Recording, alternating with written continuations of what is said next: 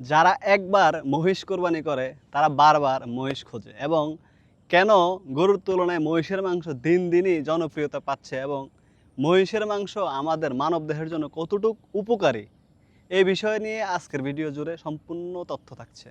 চলুন শুরু করে ভিডিওটি। আশা করি যারা আমার ভিডিওগুলো নিয়মিত দেখেন, আমি বেশিরভাগই মহিষ নিয়ে কথা বলার চেষ্টা করি বা মহিষ নিয়ে আমাদের কাজ, ফোকাসটাই মহিষ নিয়ে বেশি।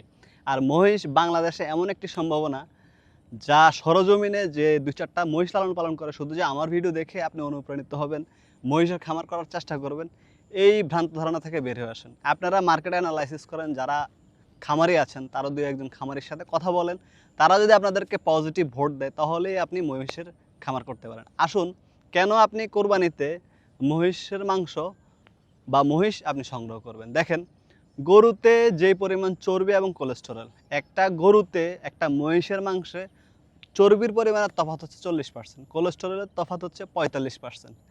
আমরা সুস্থ থাকার জন্য দৈনন্দিন জীবনে কত কিছুই না করি বা নিজেকে সুস্থ রাখতে অনেক টাকা ব্যয় করি, কিন্তু আমরা জেনে বুঝে আমরা যদি আমাদের দেহের জন্য ক্ষতিকারক কোলেস্টেরল এবং চর্বি যদি ঢুকাই তাহলে আমরা অসুস্থ হব। তাই সচেতন ব্যক্তিরা যারা একবার মহিষ সংগ্রহ করে মহিষ কোরবানি দেয় তারা সবসময় দেওয়ার চেষ্টা করে। একটা গরুতে 60%, মানে লাইভ ওয়েটের যদি 100 কেজি লাইভ ওয়েট হয়, সে 60% মাংস দেয়। যদি হলস্টেইন ফ্রিজিয়ান হয় 60%-এর উপর হয়, যদি দেশাল হয় 55 থেকে 58% মাংস দেশাল গরুতে হয়। এখন আপনি কেন মহিষ দেবেন? মহিষ 62 থেকে 63% মাংস হয় এবং যেখানে দেখবেন আপনি একটা গরু কোরবানি করার পর 5 থেকে 7 কেজি 10 কেজি হাইট অনুযায়ী বা বয়স অনুযায়ী সাইজ অনুযায়ী গরুতে চর্বির পরিমাণ বেশি হয়, সেখানে মহিষের মাংসের চর্বি নাই বললেই চলে। এবং মহিষের মাংস দেখবেন একদম লাল টুকটুকে। মহিষের মাংসে প্রোটিন বেশি, ভিটামিন বেশি, আমাদের যে ক্যালসিয়াম বেশি এবং মহিষের মাংসে আমিষে শর্করার পরিমাণটা বেশি, যা আমাদের দেহের জন্য, সুস্থতার জন্য, হার্ট এবং কিডনি লিভার ফাংশন ভালো রাখতে রেড মিটের যে নিষেধাজ্ঞা, সেটা আপনি যদি মহিষের মাংস খান আপনার কোনো সমস্যা হবে না।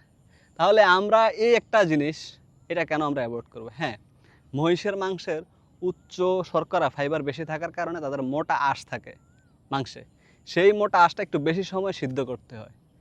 গরুর মাংস যদি 1 ঘন্টায় হয় বা 40 মিনিটে হয় বা আধা ঘন্টা হয়, সেখানে মহিষের মাংস 10-15 মিনিট 20 মিনিট একটু সময় বেশি লাগে, কিন্তু সকল দিক থেকে মহিষ এগিয়ে। আপনি ভুঁড়ির মোটাত্ব বেশি, পুরুত্ব বেশি, মাংসের পরতে পরতে চর্বি থাকবে না এবং একটা মহিষ খুবই শান্ত স্বভাবের, মাংসের দিক থেকে আপনি এগিয়ে। যেখানে 60% পাবেন আপনি একটা গরু থেকে ক্রস বা 62-63%, বা দেশি গরু যদি জবাই করেন সেখানে 55 থেকে 58%, সেখানে একটি মহিষ আপনাকে মাংস দেবে 64 থেকে 65%। তাহলে কেন আপনি মহিষ আপনার এই কোরবানিতে রাখবেন না? অবশ্যই আপনারা চেষ্টা করেন, যারা এবছর কোরবানি দিচ্ছেন আল্লাহ রাজি খুশির জন্য, তারা চেষ্টা করেন একটা বছর একটা মহিষ কোরবানি দিয়ে দেখেন, বা যারা মহিষ কোরবানি করেছে বিগত দিনের তাদের কাছ থেকে রিভিউ নেন যে কেমন, যে মহিষ কোরবানি বা মহিষের মাংস কেমন, বা মহিষ কোরবানি দিলে আমাদের লাভ ক্ষতিটা কী। আশা করি আপনারা যদি এবছরটা একটু পরীক্ষামূলকভাবে মহিষের মাংস বা মহিষ কোরবানি করেন তাহলে আপনারা রিভিউটা নিজেরাই পেয়ে যাবেন যে আসলে রুবেল ভাইয়ের ভিডিও দেখি উনি কি ব্যাড রিভিউ দিচ্ছেন কিনা, বা ওনার মহিষের সম্প্রসারণের জন্য কি উনি বা ভিউর আসার জন্য কি বেশি কথা বলতেছে কিনা, আপনারা বুঝে যাবেন। আশা করি ভিডিওর বিষয়বস্তু আপনারা বুঝতে পেরেছেন। ভালো থাকবেন, সুস্থ থাকবেন। আজকের মতো বিদায় নিচ্ছি। আসসালামু আলাইকুম।